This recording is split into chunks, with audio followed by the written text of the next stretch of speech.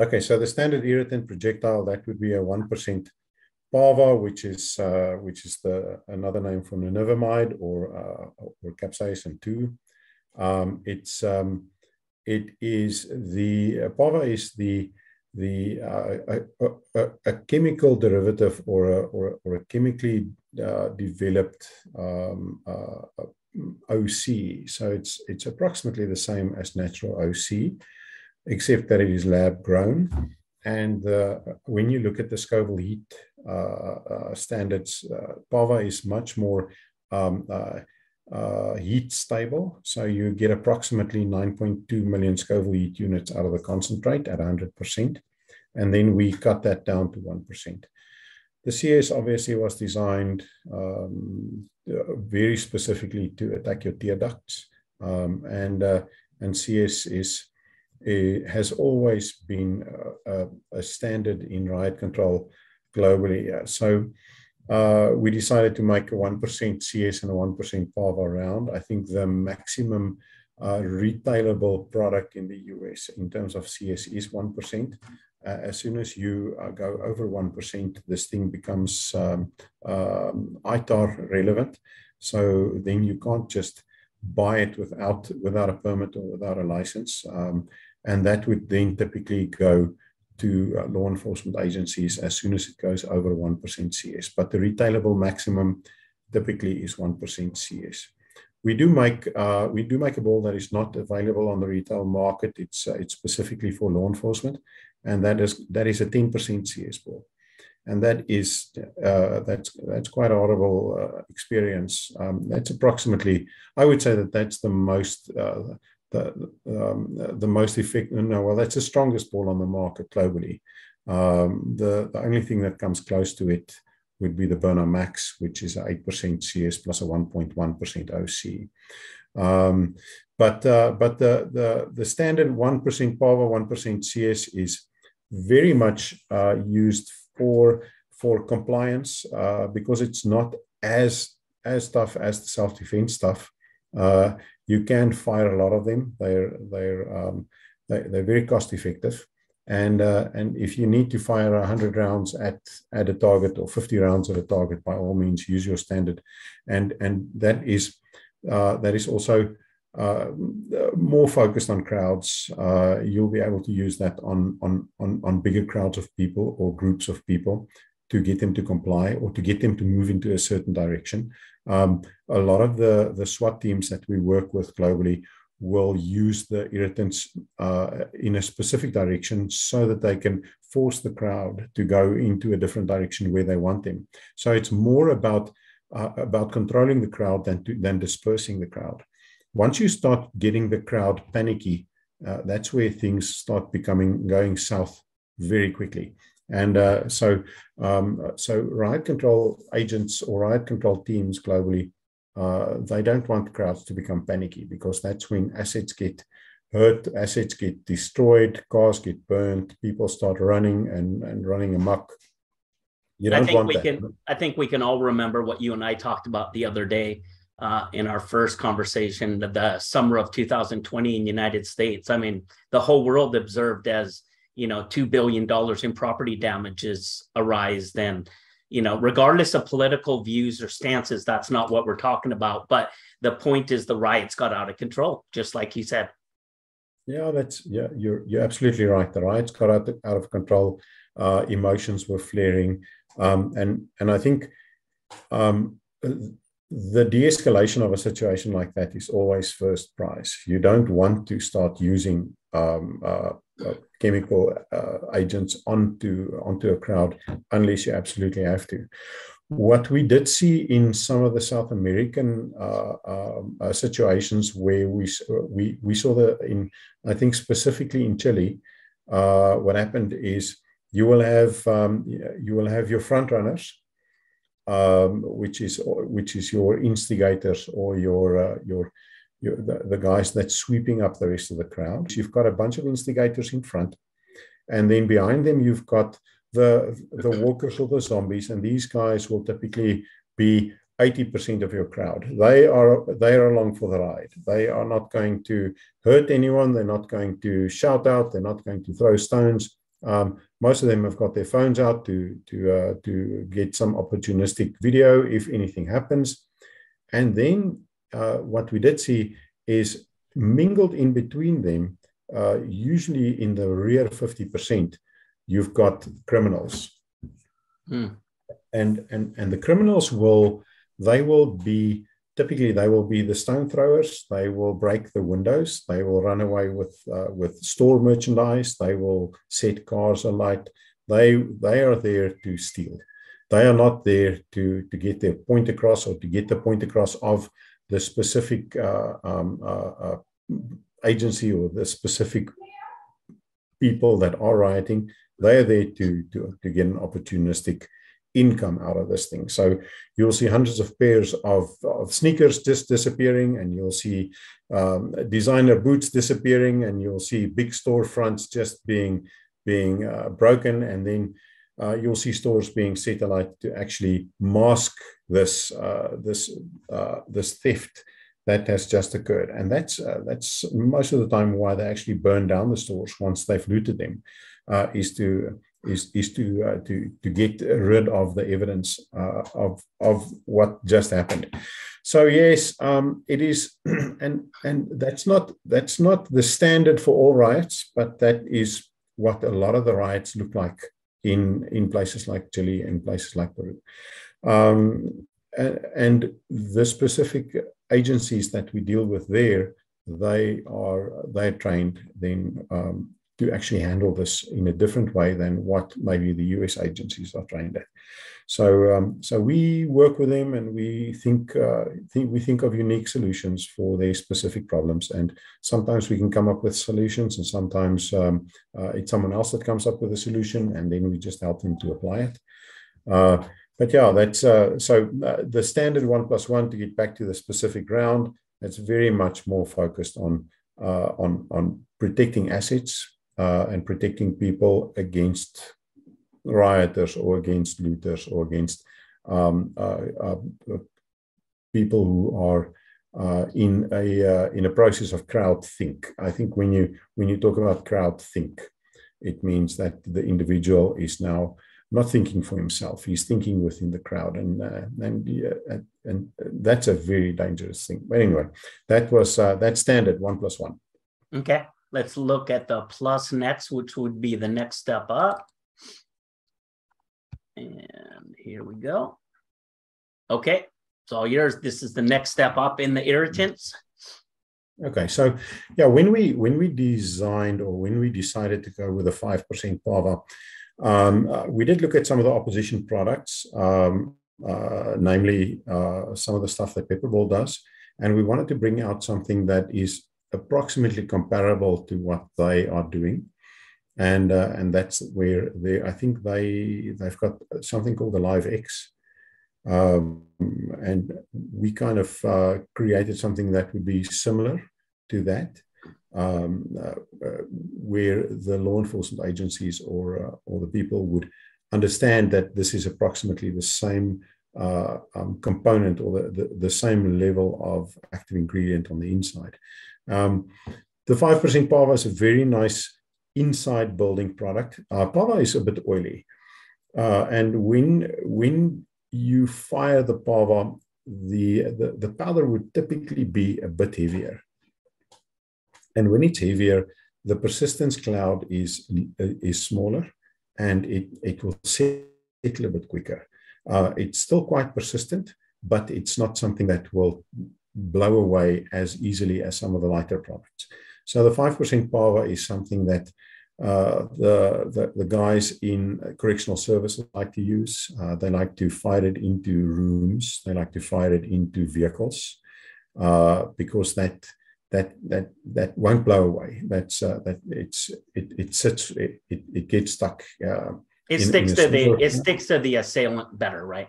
Yeah, it's got a bit of a stickability, and its PAVA is rougher or more effective on the skin than some of the other products which I saw. I think the PAVA burns your skin. It's more effective on the skin than some of the rest of the stuff. How do you think the PAVA versus the CS as far as closing of the eyes? Does the PAVA still do a pretty good job, or is CS absolutely the best one for the closing of eyes? No, the CS was designed to attack your tear ducts or to irritate your tear ducts. Let's not talk about the back, but the CS was really designed, I think, in the 40s, or I think in 1929 or something. They designed a CS already. And that's definitely focused on your eyes, on your tear ducts, on that little membrane on the outside of your eyeball, and that really irritates. So you really want to close your eyes. Pava will irritate your skin a lot. Yes, it will still irritate your eyes, but at a higher percentage. At some stage, we were doing a 15% Pava for the Indian government, and that was pretty decent on the eyes. I couldn't open my eyes for about 2 hours. Jeez. It was really.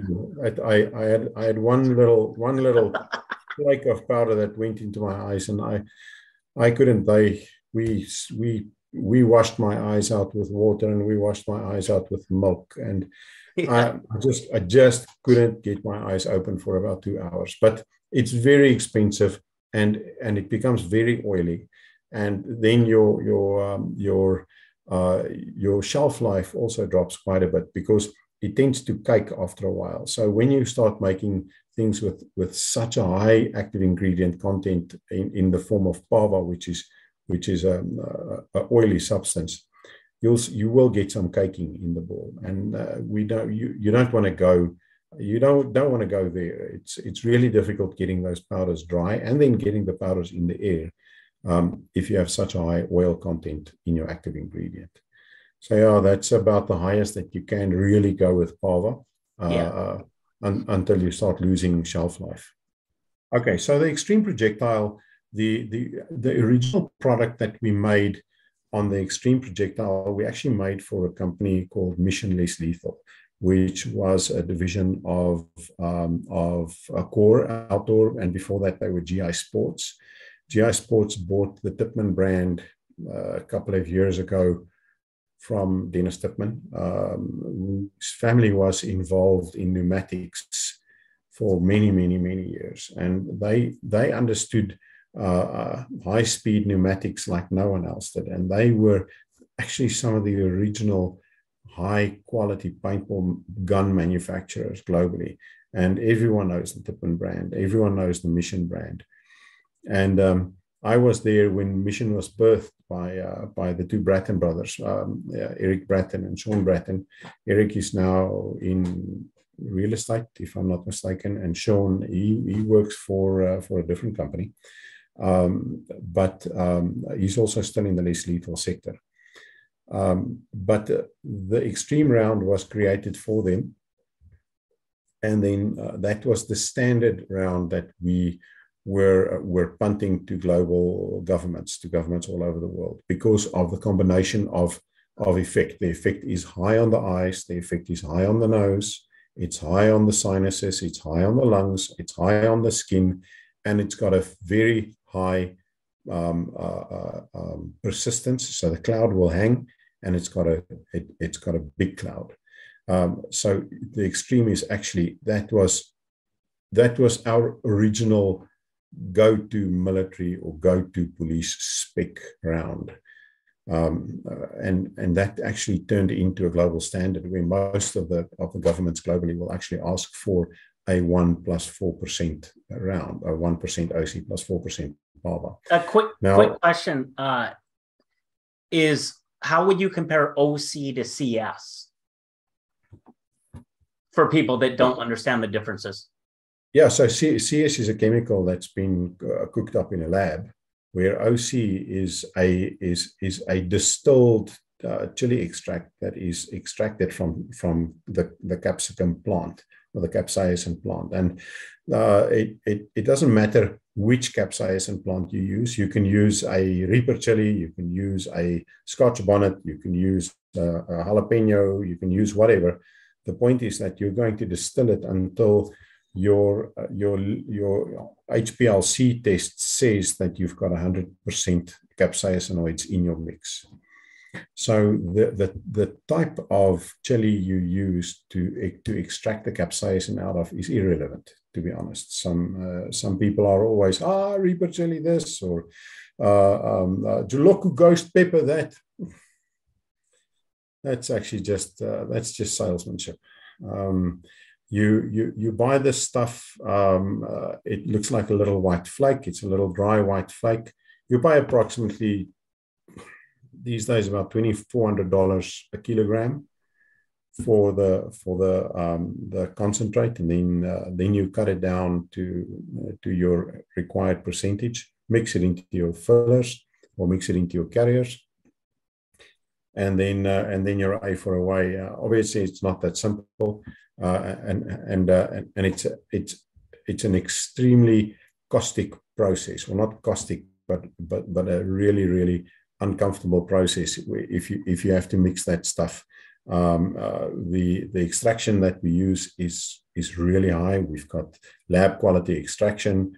We've got people running around in hazmat suits, and they look like a bunch of aliens that's running around in that little factory of ours, and it's all to protect them. So, but the OC and the PAVA, or the OC, between OC and CS, OC is actually, it's something that will not damage you over the long term. The medical industry uses OC in stuff like massage gels, or they will put it into food. It's something that you can. It's a food additive, so that you can get something that to taste burny. It tastes hot. Something like a Tabasco sauce will typically have a percentage of OC in it to make it burn. So OC is that natural derivative, and then the CS is obviously that's something totally different. That's a chemical extract, or it's a chemical cook-up, and that is designed very much to attack your eyes. It smells totally different when you start smelling OC and you smell CS. The aroma is worlds apart. You can, once you know how the two smells, immediately you'll know what you're dealing with. Yeah. Would you say that OC has a pretty close to the same result for the closing of the eyes and disabling of someone's eyes as the CS? Yes, it does, but then also it affects your lungs a lot. It has all the respiratory issues. There you go. The OC will really put the guy into panic mode. And the OC is 15 million Scoville heat units on the Scoville heat table, where PAVA is 9.2 million Scoville heat units. So it's almost 60% of the strength of OC. And then CS, you don't measure on the Scoville heat table. It's something totally different. But the mixtures, the combination mixtures is quite effective. What the US government typically don't want to do, or what they don't like to do, is they don't like to mix OC and CS, just because they've done a lot of testing on OC and how it affects the body. They've done a lot of testing on CS and how it affects the body, but they have not done a lot of testing on OC and CS as a mixture. And so some of the law enforcement agencies or the governments globally tend to shy away from the OC-CS combination. So a lot of your things, a lot of the products that we will use will do an OC-PAVA mix, or it will be CS on its own, or it will be OC on its own, or it will be PAVA on its own. And I know that the standard projectiles are OC and CS, that's not a very big seller. We got some customers that use them globally, but it's not for every agency. Some of the agencies will not buy that just because of the combination. No, the OC and the PAVA is really the Duke Extreme product is a very, very effective product. And that same mixture is in a couple of other brands as well. We've taken that same mixture and we've offered it to other brands as well. And they're very effective and they're very popular. When you buy, typically when about 60% of the rounds available globally on different brands would come out of our factory.